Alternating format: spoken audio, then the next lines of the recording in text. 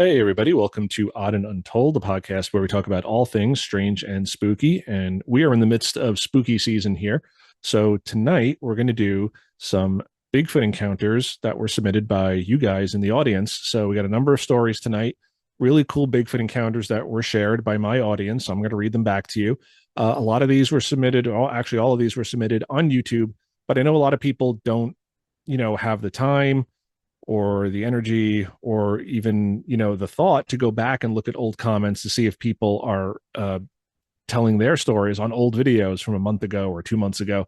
So I've collected some really cool accounts here, some Bigfoot encounters, possible Bigfoot encounters, and I'm going to recount them here for you tonight. And because it is spooky season, I have an exciting really cool thing at the end of the episode for you guys tonight. You just listened to a little snippet of Moonlight by a band called Riversend, my friends Olivia and Zach. And they've been doing our theme music for the past like 2.5 years. They've been on the show before. I will link to their episode, The Haunting Music of Riversend. Very awesome music, very awesome, very talented. Olivia's got this very haunting singing voice.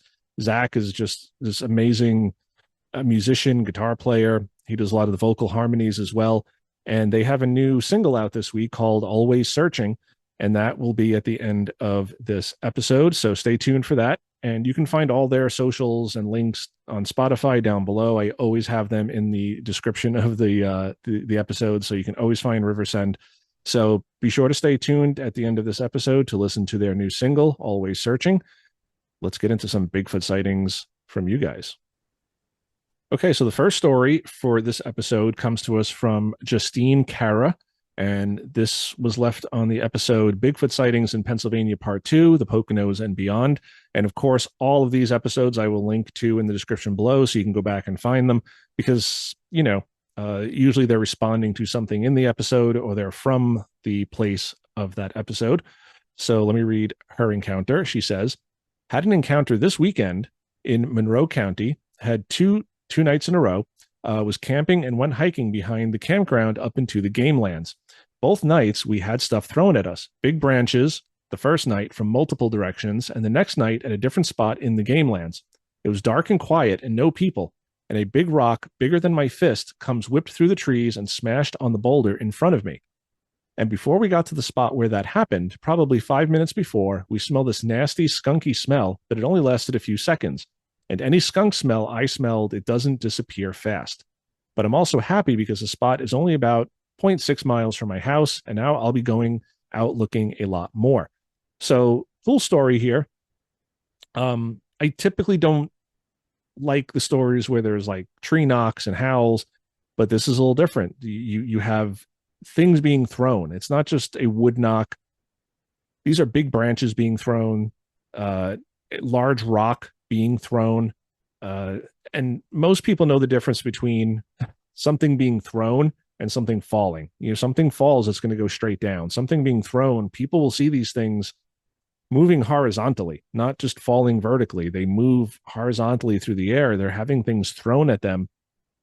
And there's nothing in the woods that's going to throw things at you unless it's a person or it's another large animal with opposable thumbs. It has a hand that can grip things, pick them up, and throw them. And I've discussed this on the show before. Fly Speck Cafe actually commented on this. There are skeptics who say that, oh, well, bears in zoos will sometimes throw rocks. And no, they don't pick them up and throw them like a baseball player. They can knock rocks around. They can be trained to maybe scoop it up and chuck it, a few feet. But they're not throwing large rocks, large branches, 20, 30, 40, 100 feet at campers. It just doesn't make sense. The human explanation doesn't make sense either. Why would you go into the woods where people are most likely armed? Most campers have either a gun, a pistol, shotgun, knives. They have some sort of weaponry on them, and you're going to go throw things at them and scare them in the middle of the night. Very strange. The other thing is the skunky smell. So I'm a little on the fence about this one because she doesn't go into a lot of detail. So did it smell kind of like a skunk? Was it definitely a skunk? Not sure. But again, Bigfoot are known to smell, usually like rotting garbage, but it's that sweet, sticky, rotting smell. Usually, they say it's like a dog rolled around in garbage, and that's what they smell. But she's smelling something skunky. She's right though. When a skunk sprays, that that smell will linger for a long time. Uh, and years ago, I was on vacation with my ex-wife, and we pulled up to a cabin that we had rented in Connecticut, and we got out of the car, and we must have walked through I mean, there was no skunk there. We didn't see anything, didn't hear anything. But as soon as we got out of the car, you could smell it. Like it was just lingering there. And we just walked through the cloud, and we smelled of skunk for like a week. I mean, we felt really bad on that vacation because we were going to the casinos up at like Mohegan Sun and Foxwoods and the aquarium in Mystic. And we just smelled like skunk. It was on our clothes, and we showered and we bathed and we showered, and the smell would not come off our skin. So that smell sticks around. To have it disappear very quickly, interesting. Not saying it's definitely Bigfoot, but again, a little, one more little piece of evidence that this may have been Bigfoot. And I use the word evidence, not proof. I've again talked about this on the show before. Some people will say there's no evidence for Bigfoot. There is evidence. There's no proof of Bigfoot, but there's evidence. There are little bits of evidence that point towards the possibility of Bigfoot. And that's when you're building a case to prove something, you collect evidence. And not all of the evidence is going to be good. Not all the evidence is going to be accurate. You may have red herrings, but this is what evidence is. It's not proof, but there's evidence that we're building a case. So I thought that was really interesting. So thank you, Justine, for submitting that. We're going to get into another story here. And this one comes to us from user psycholol4855. And this is posted under the episode Bigfoot Sightings in Massachusetts, Worcester County. And they say, from Massachusetts, I live in Holden, Massachusetts. About 2 nights ago, in my front yard, as I returned from work at a local food spot, I had my lights on and pulled into my driveway, like every night. Mind you, it was around 11:50 p.m., so just shy of midnight.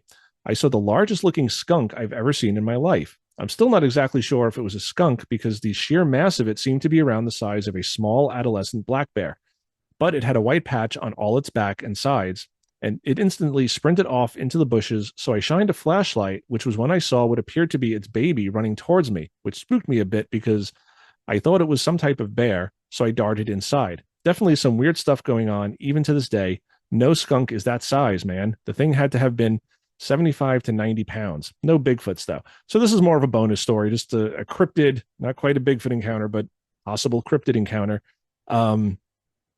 Seeing what he thought was a skunk. So it's black, it's got the white patch, and some black bears do have this. So could this have been a bear? Possibly, but I'm guessing this person knows what a bear looks like. He's saying it looked like a skunk.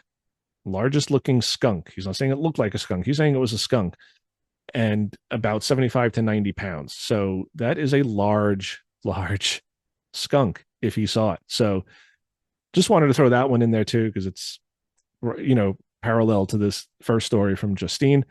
So I don't know what to make of this one. It could have been a black bear with a white patch and with a cub.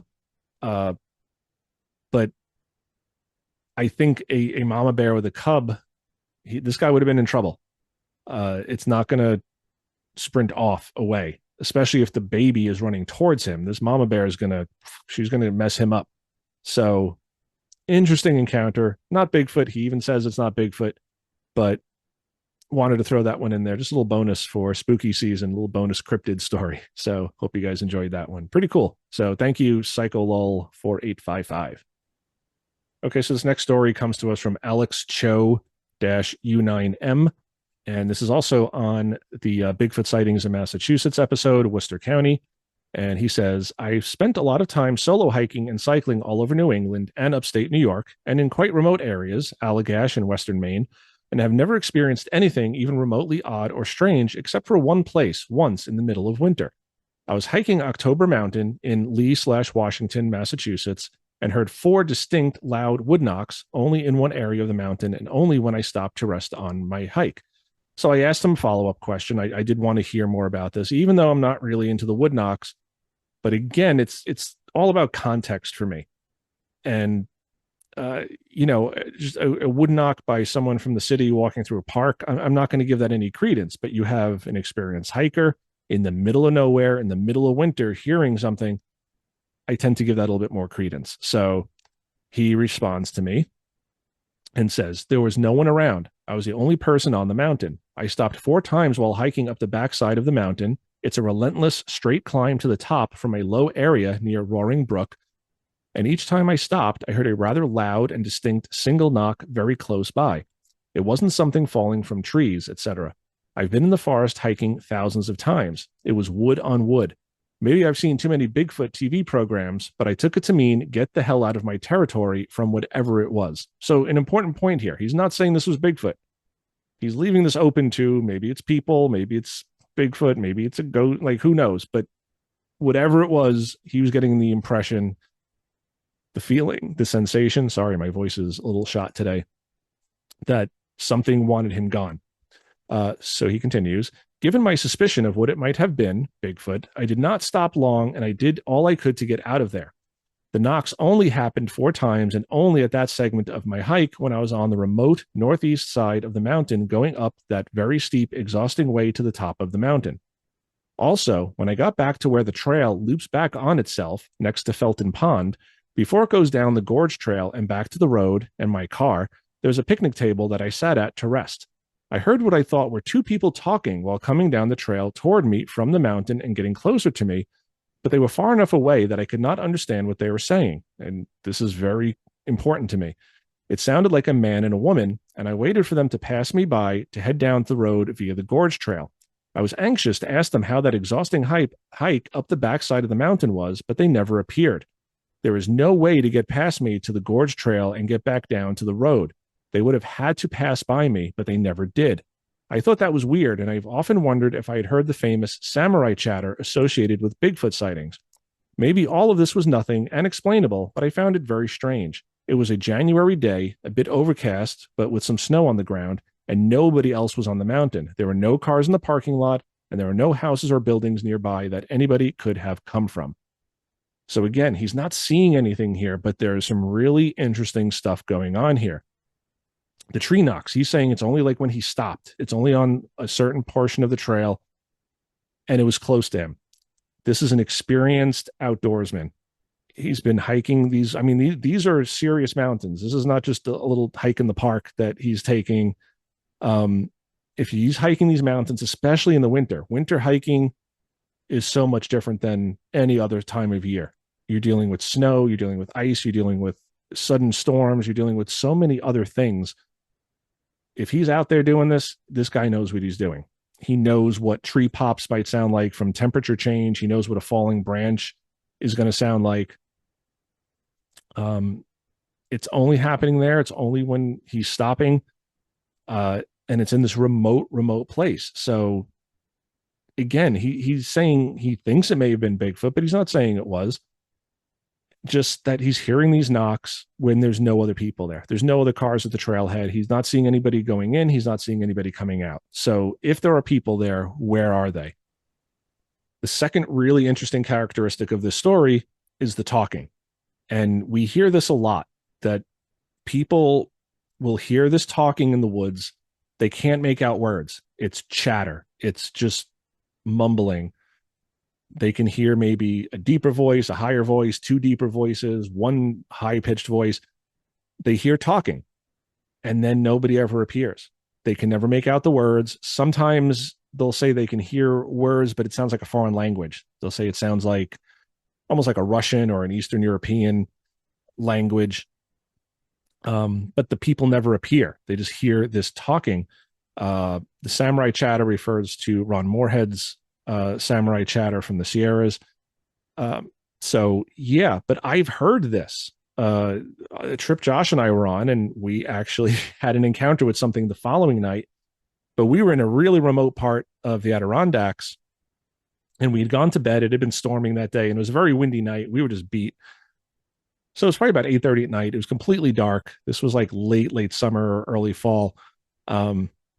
and I heard two women coming down the trail. Again, I couldn't hear words, but I could hear talking, clearly talking. And we were like, oh, I guess someone's coming down the trail, but there was no flashlights. And they would have had to have passed fairly close to our tents to get past us if they were going to one of the other lakes. There are three ponds there. And it just stopped, and I was looking at my tent. There were no lights. And this part of the Adirondacks, I mean, the whole of the Adirondacks there's no light pollution. I mean, it is dark. So even the smallest light moving through the woods, you're going to see it. There was no light, but I heard this chatter. And again, I'm not saying it's Bigfoot. Maybe it was ghosts. Who knows, maybe it was people and they just had very small lights. Maybe they're using the red lights. I can't imagine two women coming through at 8:30 at night into this really, really remote part of the Adirondacks where we were camping. So, Alex Cho, thank you for sharing this. I really love this type of stuff because it's this evidence. It's not the direct sighting, but it's what else could it have been? It's a January day, so it's cold. There's snow. There's nobody else there. No people ever come down the trail. He's hearing talking, and then nobody ever shows up. So what happened to them? So really cool story. I love this one. Let me know what you guys think of this story. So this next story is a little bit shorter. It also comes to us from the episode of Bigfoot sightings in Massachusetts, Worcester County. This is from Stephen Rader 6763, and he says, 1971 saw Bigfoot, southern Ashburnham. I'm going to mispronounce this again. I'm sorry, everybody. My voice is a little shot tonight. I'm not feeling so great, but it's spooky season. I got to get the episode out. Ashburnham, behind Maynard, Toole, and Dye, 7 years old. He was chased over a half mile through the woods, came out behind Legion. I was not alone. There were three of us. 20 feet from me was the first sighting. It was jet black, massive, chased us, screaming and screaming. This was daylight. We were kids, so not drunk, not on drugs, just a kid. Scared for my life. Great show you have. Bigfoot screams will make your bones rattle. No doubt in my mind, Bigfoot. So again, a short story here, not a lot of detail, but he's seeing something jet black, massive, and it chased them screaming. It was screaming, and he's talking about the screams rattling the bones, and it scared him for life. He was 7. But again, I think even a 7-year-old knows what a bear is. A bear is going to be running on all fours. It's going to be chasing them. They're going to say, hey, Mom, Dad, a bear chased us. He's saying this was Bigfoot. He's saying this was a massive jet black creature that chased them and was screaming. And we hear this a lot with kids too, that these things will chase them kind of out of the wood line. The kids will be in the woods playing or whatever, and these things will kind of chase them out. And it never really attacks them, but it's just terrifying. It'll scream. It'll make itself big. It'll knock trees over and branches and brush. So a cool story here from Massachusetts. And let us move on to the next story. Okay, so this next Bigfoot sighting comes to us from Juanita Radzik, 7429. And this is from the episode Bigfoot Sighting in Pennsylvania with Josh from York County. This is just from a few weeks ago. A listener, like a lot of these stories, Josh reached out to me and he agreed to come on the show and he shared his story. But Juanita shares her story here. So let me get into her tale. So she says, I was like 10 and my best friend was 9. It was a full moon, easy to see everywhere.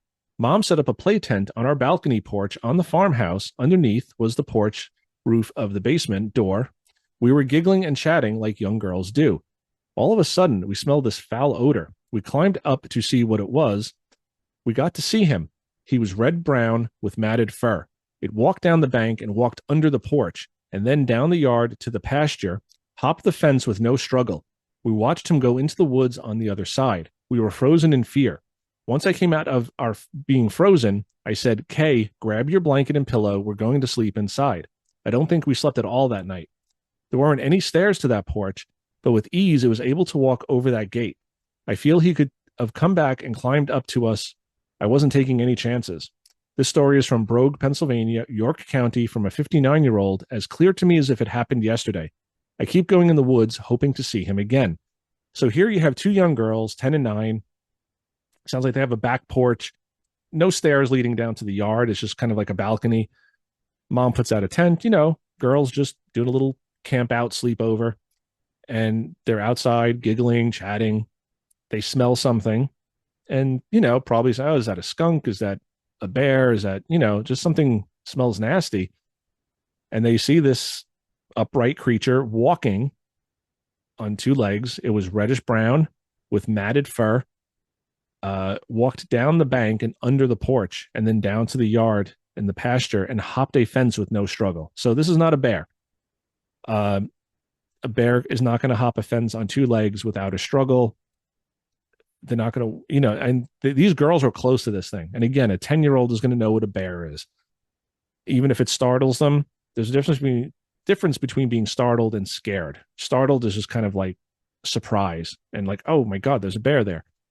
Scared is like, oh my God, that's not a bear. What is that? They were frozen in fear and they ran back into the house.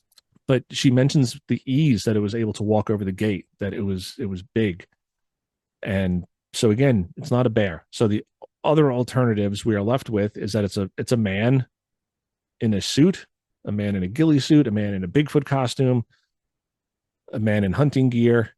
I don't think it would walk down into this person's yard. Again, in rural places in this country, most homeowners have weapons. And if there's someone in your yard, especially if you got two young girls outside and a man comes in your yard, that's a shoot first, ask questions later sort of situation. That guy's going to get shot.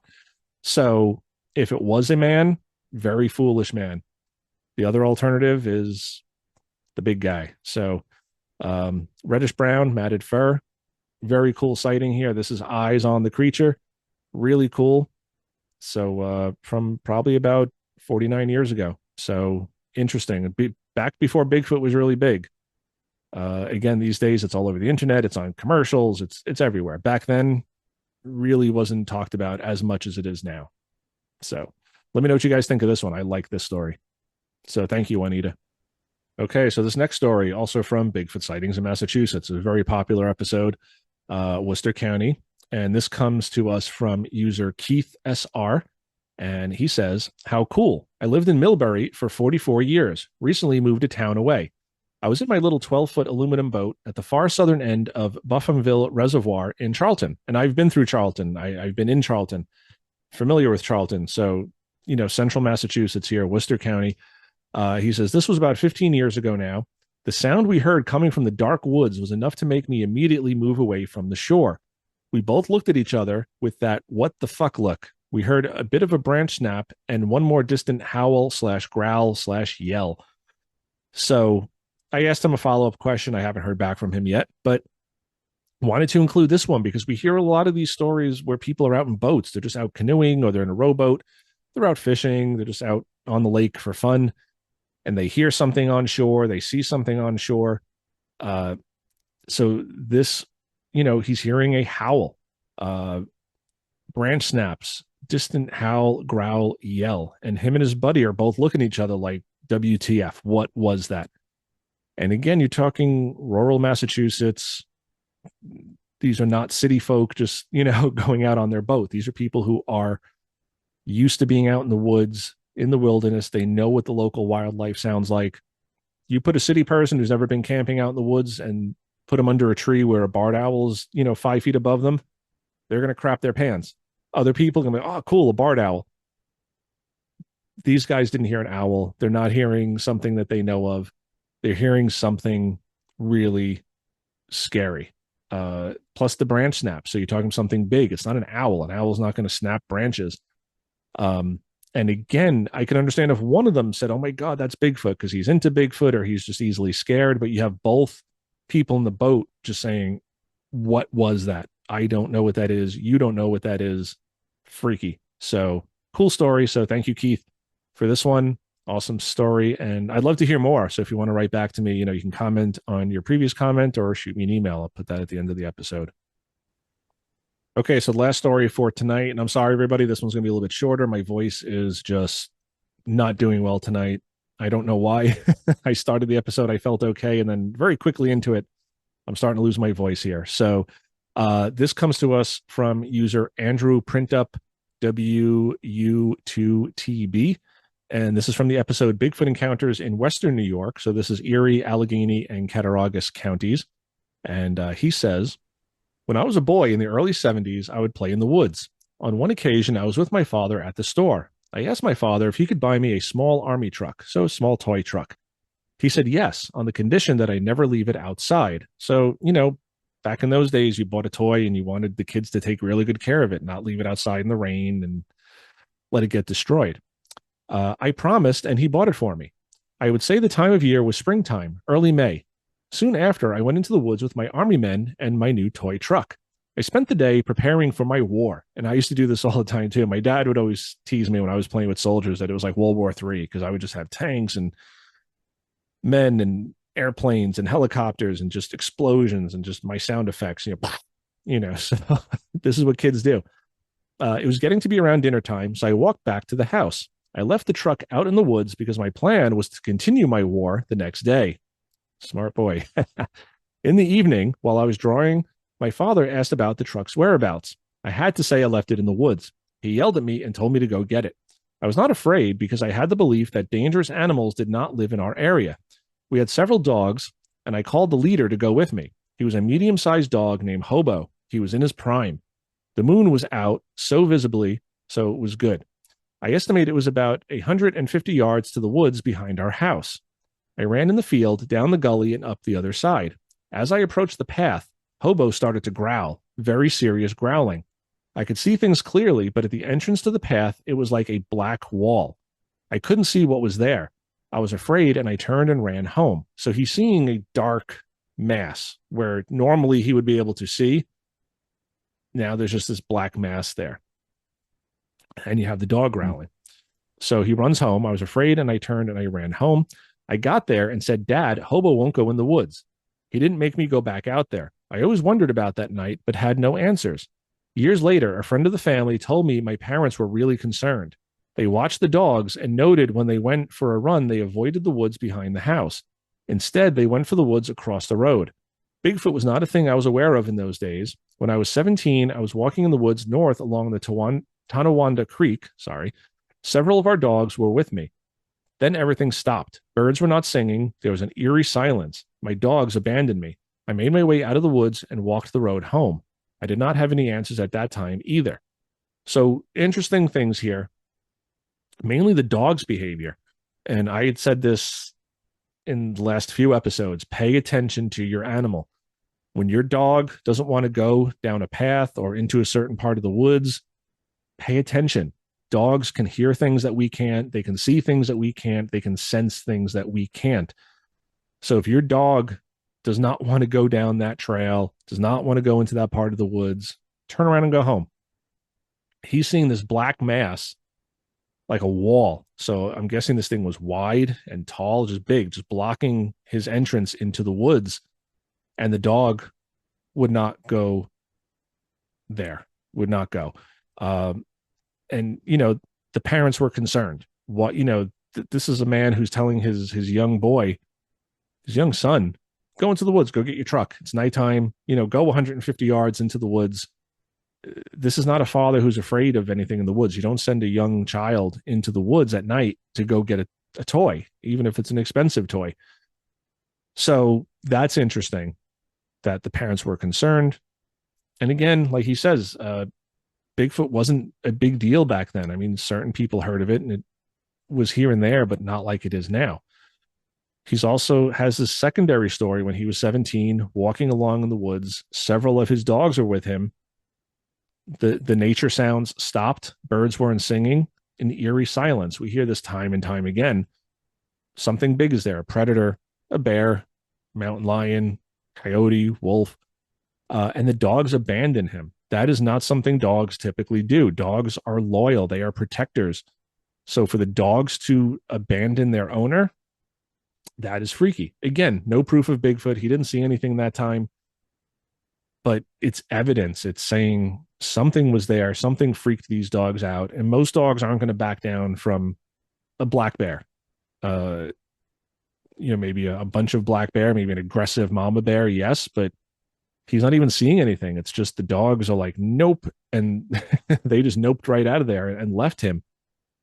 He walked home by himself. So an interesting couple of encounters here from Andrew.